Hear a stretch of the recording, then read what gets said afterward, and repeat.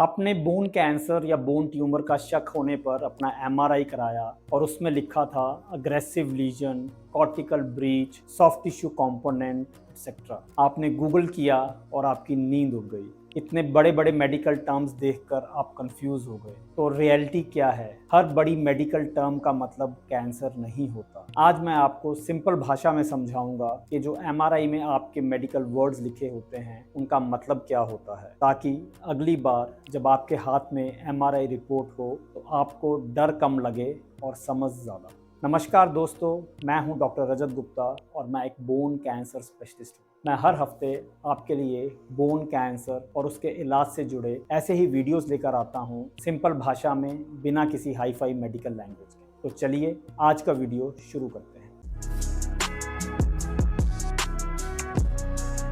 Bone tumour या bone cancer का शक होने पर अक्सर पेशेंट मेरे पास एमआरआई, सीटी स्कैन या बायोप्सी रिपोर्ट्स लेकर आते हैं, जिनमें बड़ी बड़ी मेडिकल टर्म्स लिखी होती हैं और हर टर्म पेशेंट को डरा देती है। तो चलिए आज इन सब मेडिकल टर्म्स को डीकोड करते हैं सिंपल भाषा में। सबसे कॉमन वर्ड होता है लिटिक लीजन। लिटिक लीजन का मतलब आम भाषा में होता है कि हड्डी का एक हिस्सा अंदर से घुल रहा है या फिर वीक हो रहा है। नॉर्मल बोन सॉलिड होती है, लेकिन जब वो अंदर से घुलने लगे या डिसॉल्व होने लगे तो हमें स्कैन में वो एरिया काला या खोखला नजर आ सकता है, जिसे हम लिटिक लीजन कहते हैं। यहाँ हमें एक इम्पॉर्टेंट बात समझनी होगी कि हर लिटिक लीजन का मतलब कैंसर नहीं होता। बहुत बार इन्फेक्शंस, बेनाइन ट्यूमर्स या बोन सिस्ट्स भी लिटिक लीजन दिखा सकते हैं। प्रॉब्लम तब होती है जब ये लिटिक लीजन बड़ी जल्दी बढ़ रहा हो या फिर बड़ा एग्रेसिवली बिहेव कर रहा हो। अब बात करते हैं दूसरी टर्म की,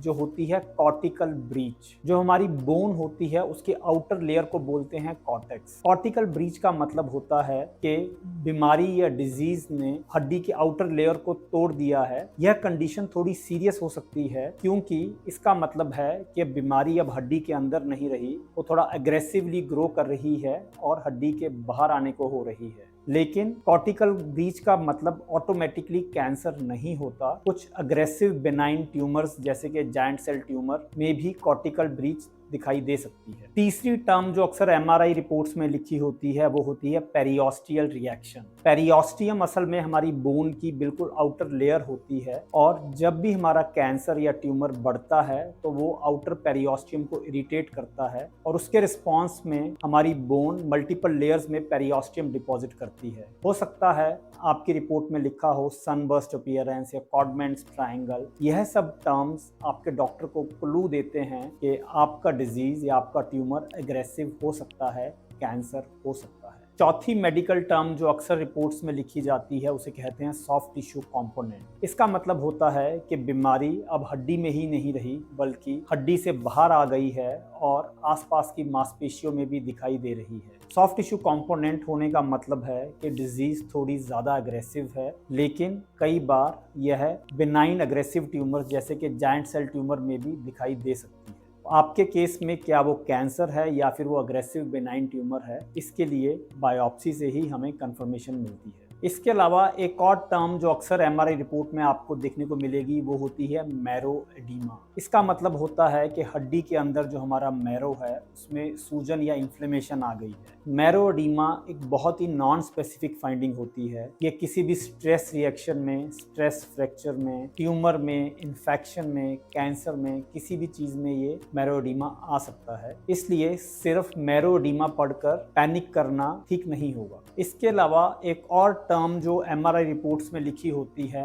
उसे हम कहते हैं स्किप लीजन। स्किप लीजन सुनने में काफी स्केरी लगता है। स्किप लीजन का मतलब होता है एक ही बोन में डिजीज को एक के अलावा दूसरी जगह भी उसका फोकस होना। मतलब कि बीमारी हड्डी में एक जगह है, उसके बाद कुछ हिस्सा नॉर्मल बोन का है और उसके बाद फिर से एक सेपरेट ट्यूमर का फोकस दिखाई दे रहा है। स्किप लीजन्स अक्सर अग्रेसिव बोन ट्यूमर्स या बोन कैंसर्स में दिखते हैं, और स्किप लीजन्स पकड़े जाने में हमें मुश्किल ना हो, इसलिए हमें हमेशा पूरी की पूरी बोन का एमआरआई करवाना चाहिए। मान लीजिए कि आपके कंधे में कोई ट्यूमर होने का शक है, तो रादर देन कि हम सिर्फ एमआरआई शोल्डर का कराएं, हमें एमआरआई पूरी ह्यूमरस बोन का या आर्म की बोन का करवाना चाहिए। ऐसे ही अगर अगर हमारी जांग की हड्डी में हमें ट्यूमर नजर आ रहा है या ट्यूमर होने का शक है तो एमआरआई नी या एमआरआई हिप की बजाय हमें एमआरआई थाई बोन या एमआरआई फीमर करवाना चाहिए, ताकि अगर कोई पेशेंट को स्किप लीजन हो तो हम उसे पिक कर पाएं। अब आपको एक बात समझनी पड़ेगी कि बोन कैंसर या बोन ट्यूमर के डायग्नोसिस में एमआरआई, सीटी स्कैन, एक्सरेज ये फाइनल वर्डिक्ट नहीं होते। ये हमें इंपॉर्टेंट क्लूज देते हैं, लेकिन फाइनल वर्डिक्ट या फाइनल डायग्नोसिस हमेशा बायोप्सी से होता है। ये सब मेडिकल रिपोर्ट्स पढ़कर आपको गूगल करने से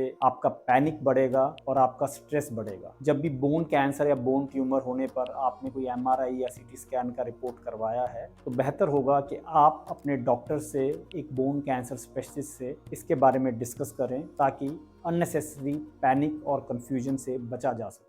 अगर आज का वीडियो आपको अच्छा लगा तो इसे अपने दोस्तों में शेयर जरूर कीजिए, और अगर आपके मन में कोई भी डाउट है आप हमें कमेंट्स में पूछ सकते हैं। तो मिलते हैं अगले हफ्ते एक नए वीडियो, एक नए टॉपिक के साथ।